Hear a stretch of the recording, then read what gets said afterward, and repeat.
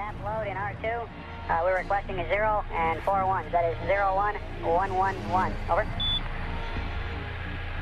Okay. And you. Roger, and you'll be enabling quads Alpha and Bravo on the auto RCS select switches, disable Charlie and Delta. Okay.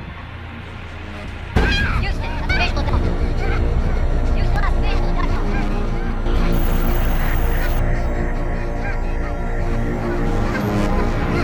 Copy.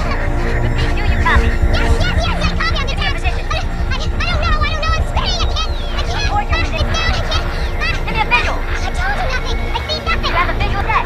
No. I need to focus. Idiot. The sun is yours. Give me coordinates. I can't breathe. Coordinates.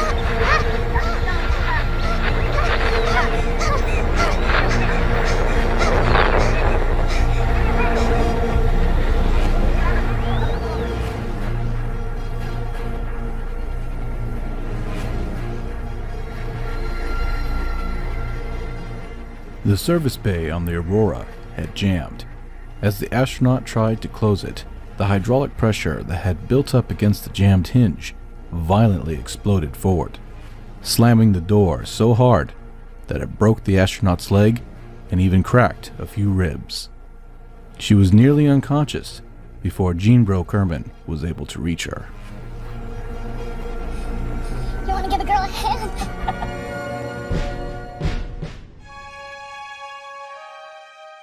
After rescuing the injured astronaut and collecting as much science as they possibly could from Eve's moon, the crew of the Aurora prepared for the return home. Sandra Nadrid Kerbin was a scientist to the bitter end. She was still in great pain, but she would use this opportunity to study the healing effects on the Kerbal body in microgravity. The Aurora would leave Gilly and get into an orbit around Eve. To save fuel, they would make a few orbital maneuvers to line up with Kerbin's orbit before leaving the Eve system entirely.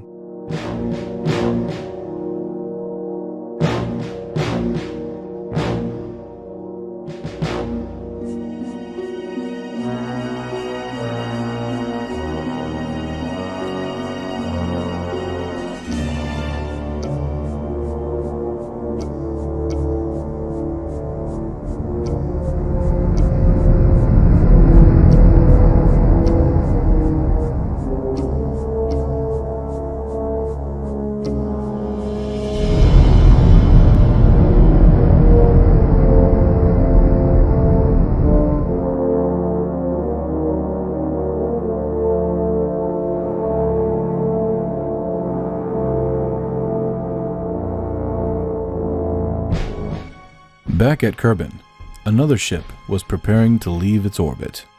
After collecting all the science possible from Minmus, the KES Amunet was observed doing one last maneuver.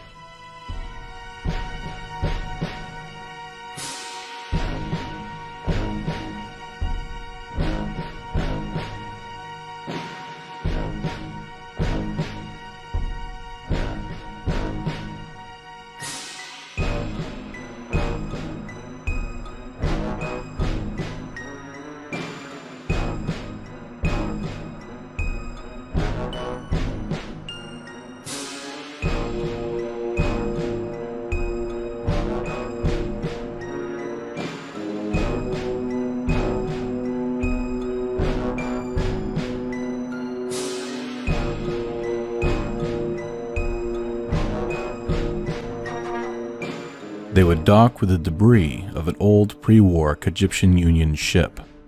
They would scour the wreckage, downloading any data related to the Kopesh designs and abilities. After that, the Amunet undocked from the wreck, and after the wreck floated away some distance from the ship, they did something else, something that caused the Alliance to pause.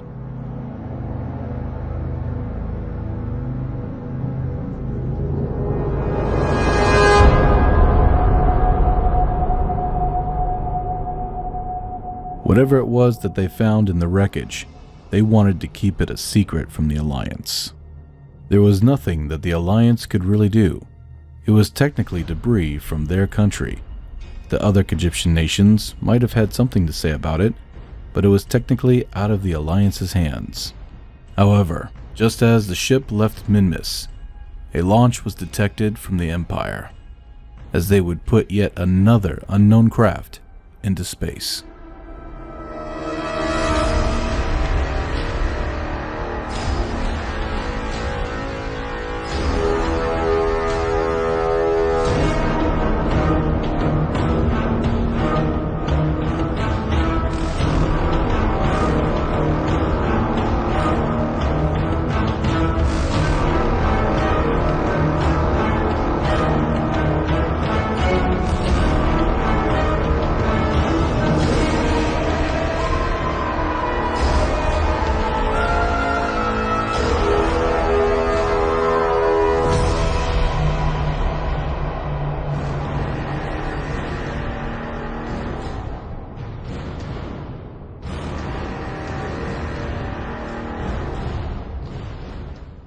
No one could figure out what the ship was for.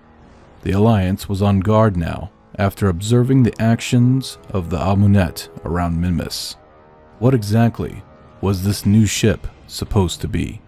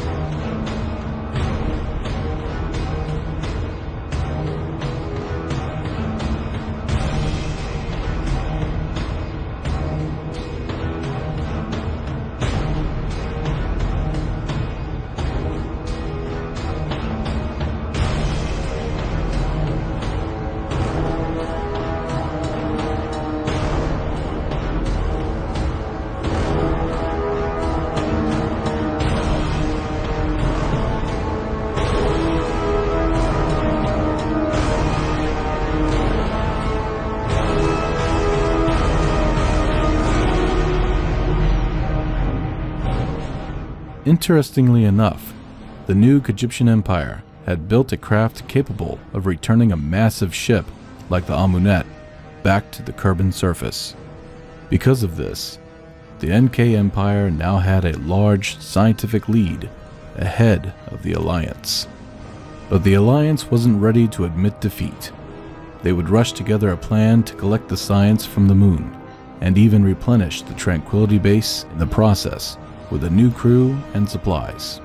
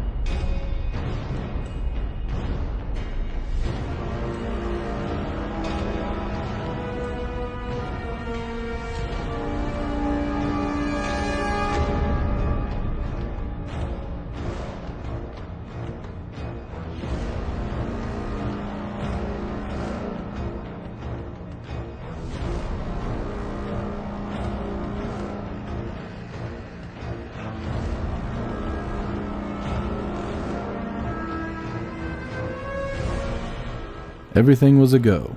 The Tranquility crew was ready to come back home, loaded to the brim with science. No one could even imagine what marvels would be discovered with this much science in hand, headed for the Alliance.